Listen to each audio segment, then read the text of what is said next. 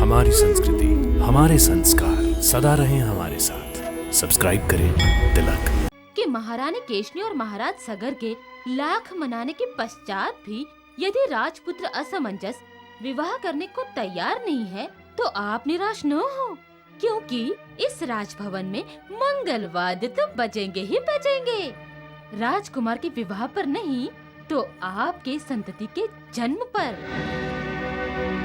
ठीक है, तो ये तय हुआ। सुमति की संतान को अयोध्या के राज सिंहासन पर बिठाकर हम दोनों वानप्रस्थ आश्रम ग्रहण करेंगे।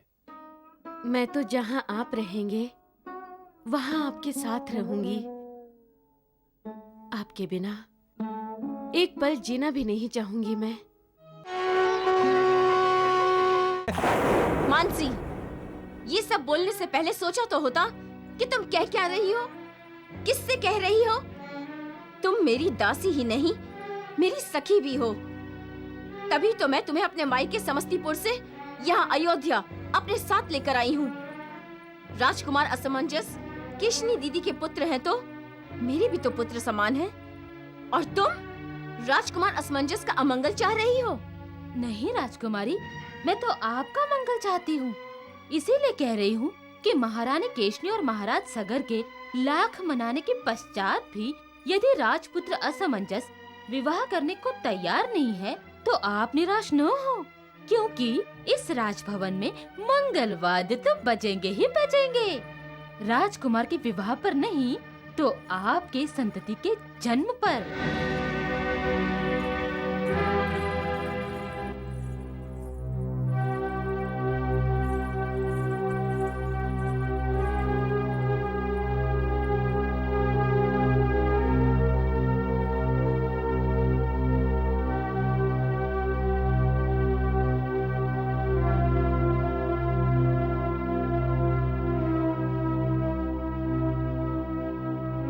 नहीं महाराज, आप सुमति के साथ किए गए विवाह का उद्देश्य नहीं भूल सकते। जब तक सुमति मां नहीं बनेगी तब तक अयोध्या को उत्तराधिकारी नहीं मिलेगा। क्या आप अपने उत्तरदायित्व से मुक्ति पाना नहीं चाहते?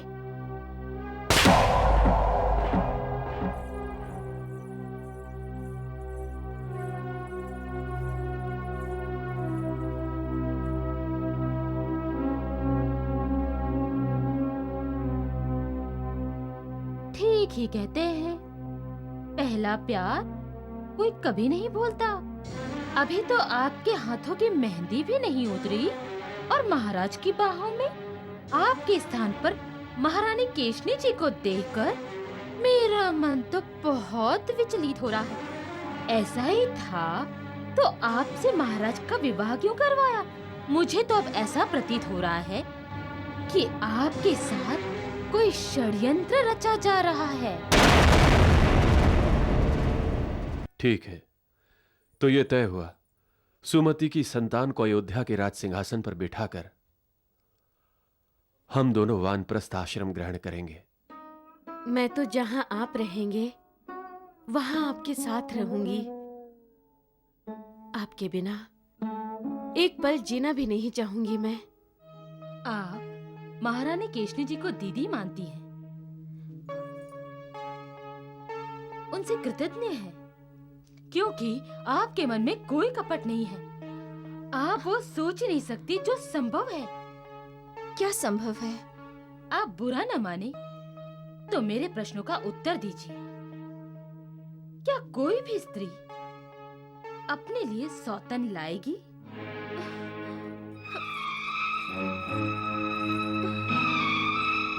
क्या कोई पत्नी अपने पति के दूसरे विवाह के लिए जिद करती है?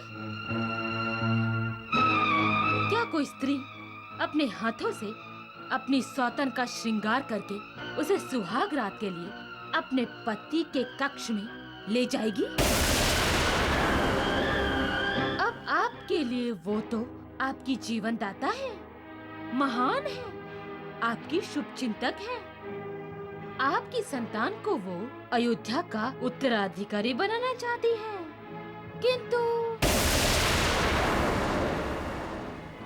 किंतु संतान कहाँ है? वो अयोध्या का उत्तराधिकारी अभी तक जन्मा क्यों नहीं? इसमें दीदी का क्या दोष है? दोष आपको दिखाई नहीं देता, दोष है। आप सदा अपनी दीदी का पीछा हुआ दूध पीती है ना? हाँ। यदि उस दूध में दवा मिला दी जाती हो जिससे आपके माँ बनने पर प्रतिबंध लग जाए तो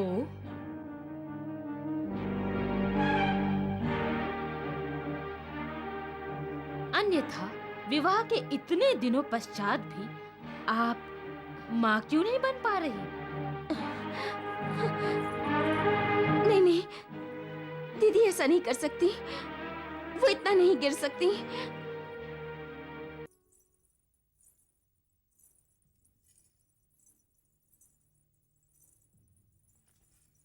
दीदी आप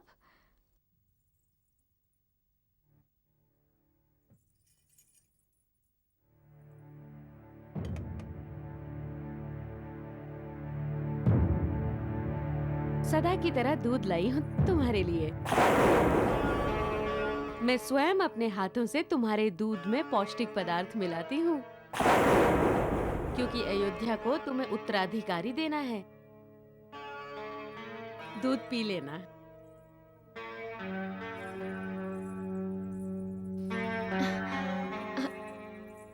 अवश्य दीदी।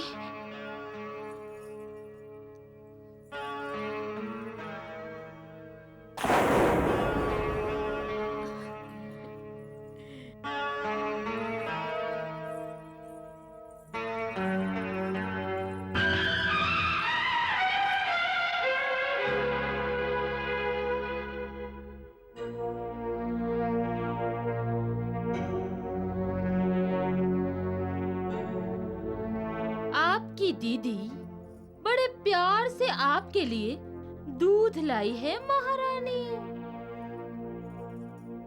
अपने हाथों से पौष्टिक पदार्थ मिलाए हैं दूध में, क्योंकि अयोध्या को उत्तराधिकारी आप देने वाली हैं। यदि दीदी मेरे विरुद्ध कोई षड्यंत्र कर रही हैं, तो मैं दीदी को अयोध्या के उत्तराधिकारी को जन्म देकर दिखाऊंगी। परंतु राजकुमार असमंजस विवाह के लिए मान गए और उन्हें आपसे पहले संतान हुई तो? नहीं, ऐसा नहीं होगा। मुझे पहले संतान होगी और मेरी ही संतान अयोध्या के राज सिंहासन पर बैठेगी, असमंजस की नहीं। समस्तीपुर के महाराज और महारानी को दासी मानसी का सादर प्रणाम। आपने जैसा चाहा था वैसा होने जा रहा है महाराज। आपकी सुपुत्री महारानी सुमति की संतान अयोध्या के राज सिंहासन की उत्तराधिकारी बनेगी। आपकी आज्ञाकारी दासी मानसी।